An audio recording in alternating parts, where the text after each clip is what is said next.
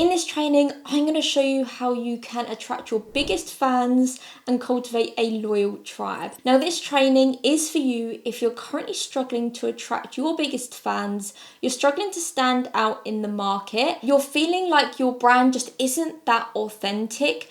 No matter what kind of post you're putting out there, it's just not grabbing the attention that it deserves. You're winging it without a sense of purpose or a direction, and you're just feeling generally a little bit lost within the brand itself. Now, hello, my name is Nicole. I am the founder and owner of Digital Bear Design, along with my partner Adam, and together we have worked with thousands of coaches, wellness or fitness related, and we have helped them to overcome everything from brand strategy, branding, creating an online presence, all the way through to lead generation to capture the right audience. I'm the UK's leading fitness and wellness brand strategist, and I have certifications from the likes of Marty Newmeyer and Peter Wilkin, who have worked with massive global brands such as Microsoft, Google, McDonald's, Sony, Disney, and many, many more. Now, before I created Digital Bear Design, I worked at a design and marketing agency, and the accounts I worked on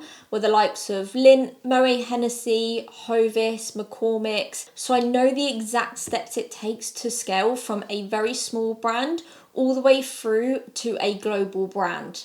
But my mission at Digital Bear Design is to work with the smaller brands like yourself to help you grow and scale and become way more than you even thought was possible.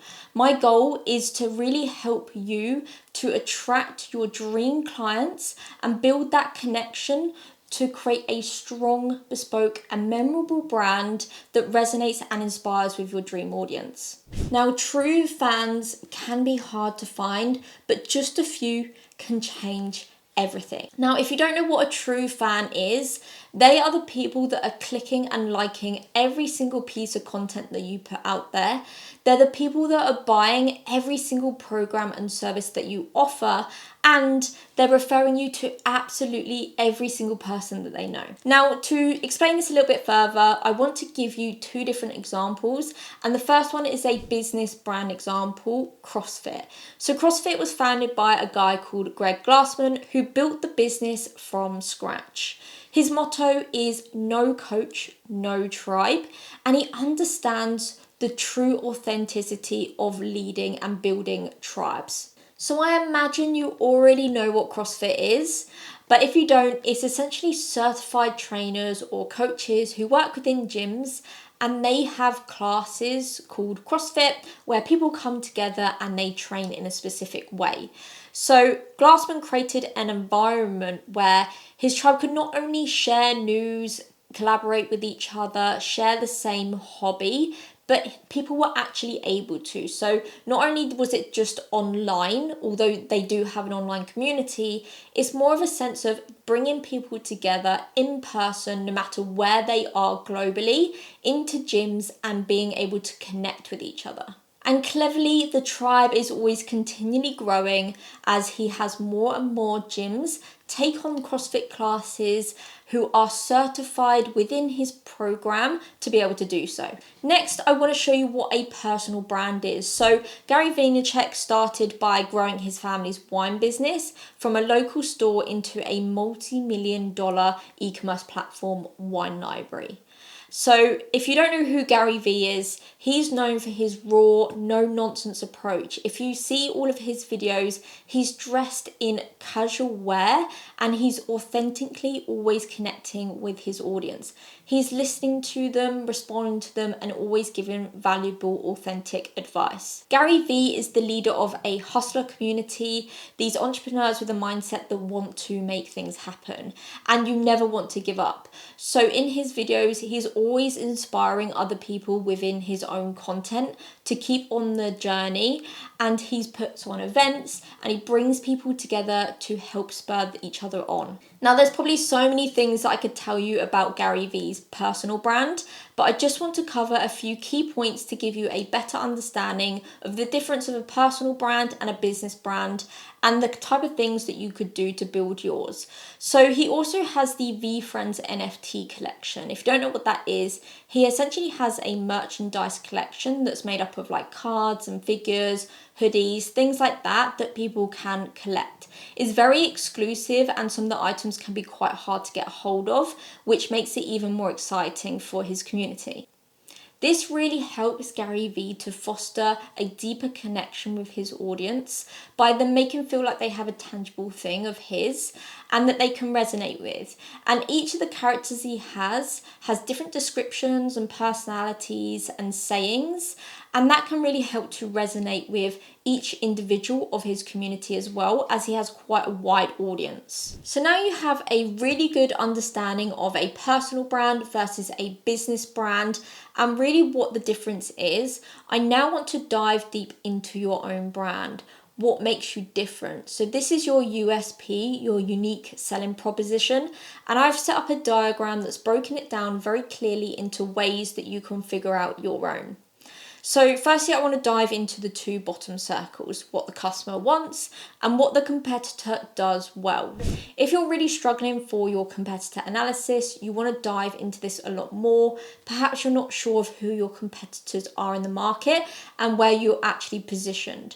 Don't worry about this. I have a free training in the Ultimate Brand Kit bundle that's free for you to also watch that really helps you to understand who you are, how you can stand out against your competitors, what makes you different, what makes you tick, and understand where you can actually position yourself within the market itself. So if you're interested in that, just ping me a DM or look at the Brand Kit bundle and there's a video in that for you.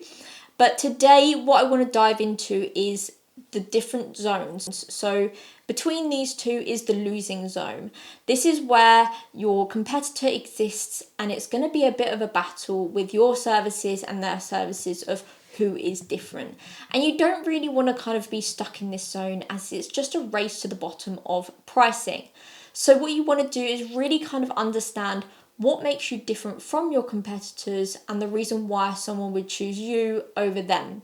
So this leads me into the two left circles, what the customer wants and what your brand does well. So in this area, this is where you're going to really cash out because someone's going to choose you for what you particularly specialize in over someone else.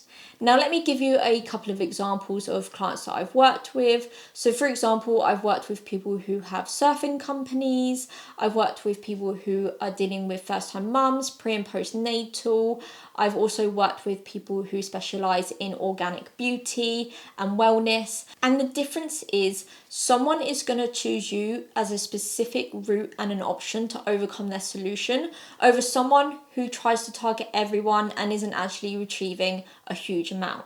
So this is why it's crucial to understand your USPs to then attract your ideal audience or your niche to really understand and grow in the market. Now, in the right-hand column, what your brand does well and what your competitor does well, this is a bit of a who cares zone. Again, very similar to the losing zone below. This is where it's only going to be your key focus and your competitor's focus on what each of you are doing on your services. And this is where it can become a losing battle because you don't want to get wrapped up and caught into all of that time. What you want to be focusing on is your unique key areas of what you can offer within your specific programs and attract your ideal clients. Your customer does not care on what you're kind of battling against with your competitor. They want to know if you can help them to overcome their specific problems and whether you're the perfect person to do so. So based on this, I have put together a timetable or a spreadsheet where you can essentially start to break down what are you good at, what problems could you solve, what are your competitors' services, and really what makes you different. So I'd highly recommend building out your own table and listing as many different things as you can to really understand your unique USPs and start to utilize them. The more you can do this, the more better your messaging is going to become. You're going to be able to start kind of creating more pain points, which is ultimately going to result in attracting the ideal client that you want. So this leads me into having a niche. So some coaches have niches and some don't, and I get asked all the time, is it better to have a niche or is it not? I personally find that the clients I work with who are the most successful do personally have niches.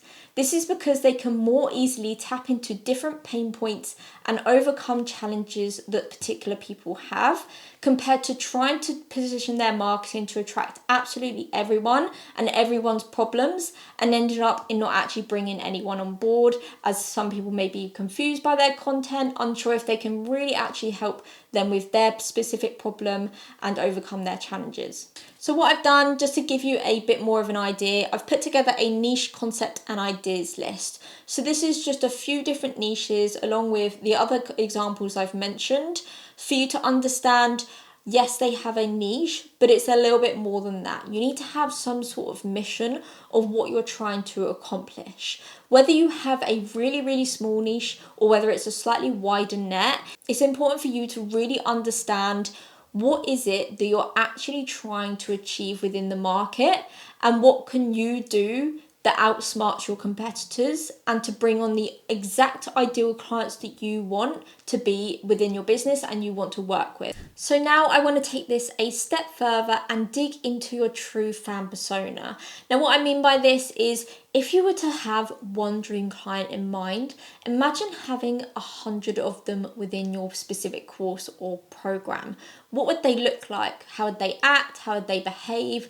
What would they be? What would their overall presence be like? So let's take this example. So I've put in the name of Laura. This could be an actual client that you have in mind, or it could be a made up person. What would their location be like? Think about, the different time zones. Do you want to be working with someone more local, or would you not mind working with someone actually worldwide? What's their age group like? Now think about, the different pain points people have. So what I find is having around a 10-year age gap is quite crucial into pinpointing your niche, because different age groups are going to have different pain points and problems to solve. So you really want to hone in on your marketing and your messaging on particular pain points for you to be that go-to person. We also want to think about their occupation. So think about, where these type of people work, what they do for a living. Are they actually going to be able to, afford your services, or is it people that you're naturally attracting that are struggling a little bit more? So have a think about that as well. What are they driven by? How do they look? This is physical appearance. So for example, in this one, she dresses smart casual, always has her hair and makeup done, wears glasses. So it's very key to look at, okay, not how are they just showing up online, what do they look like, how do they come across, what's their personality like, how do they talk, what's their tone of voice like. So think about all these things. It's not just thinking about an overall general person that might appear on your program. What are the common things that you see within your clientele that make it stand out as if they would be the dream client for you? And what you want to do is you want to make it more of a common thing that you're attracting the ideal type of client compared to always attracting the wrong one. So you need to understand, what is their actual personality like? What online platforms do they use? Where are you actually going to be able to find these type of people? What are their hobbies, interests, passions? Where are they showing up? Where might you find these type of people? Now, this one is super, super key. What are they a regular consumer of? Now, this gets so overlooked, but I believe it to be so important, and I use this when it comes to my brand strategy. Where do your clients often shop? So, for example, if someone is always shopping in the lower end markets, and your branding also looks lower end, you're probably going to attract those type of people.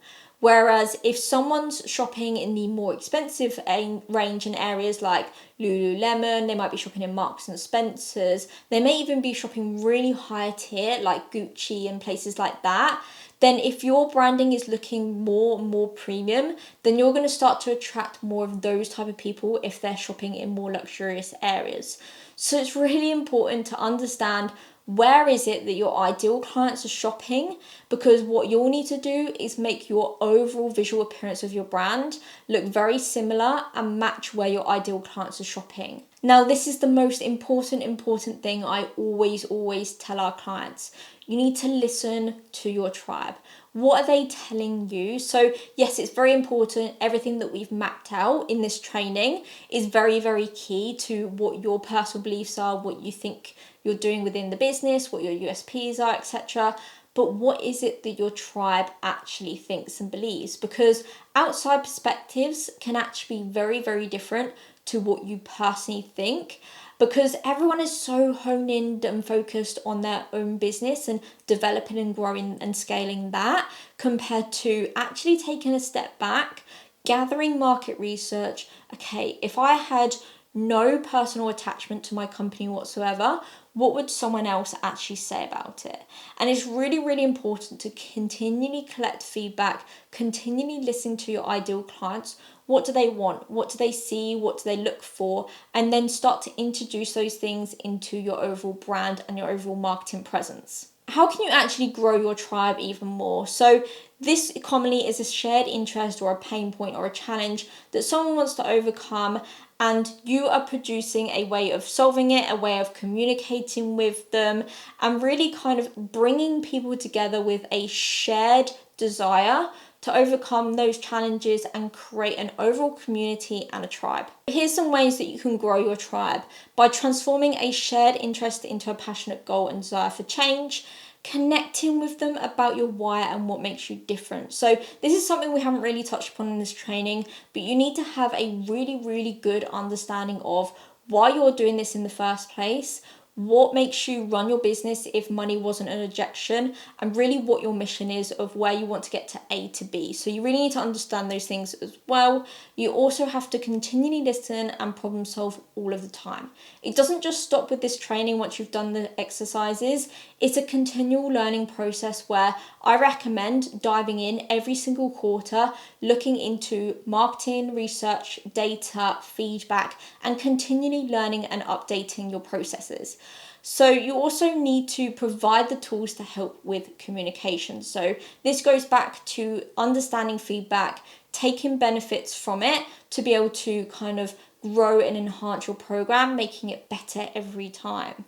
You have to understand how both of you benefit from your engagement as well. As much as I'm saying it's in it for the client, all these things, is benefiting them, whether that's fat loss, whether that's, helping their mindset, whether it's many other things. Also think about what's in it for you. Is it fulfillment? Is it like you having the joy of helping them overcome their struggles and pain points? Is it a passion of yours? Think about what you're getting out of it, what are they getting out of it, and how can you both benefit from them being a part of your service. And lastly, how much value can you provide and can you actually deliver on it? So this goes back to the USP diagram that we spoke about earlier, and it's super crucial to understand what are your differences, what are your USPs, and what makes you really different from your competitors, why someone might choose you over them. So can you actually action the USPs that we discussed and that you've written down? Is this actually going to be achievable? And if this is the case, what's going to happen is when you start including that into your messaging and marketing materials, you're going to start to get a flood of new leads come in. Now, if you feel like you're still struggling with this, don't panic. You're not going to always get it in the first few days. And that's why I've now created a free brand audit where there's no obligation, there's no commitment. I'm just going to give you pure value. I'll give you specific strategies to enhance how your brand connects with your tribe, turning passive followers into active, loyal clients. Now, I will give you my top tips on how you can achieve this with your brand. All you have to do is DM audit to Digital Bear Design, or alternatively, you can also contact me on my personal Instagram, Nicole Rogers Strategy, as well.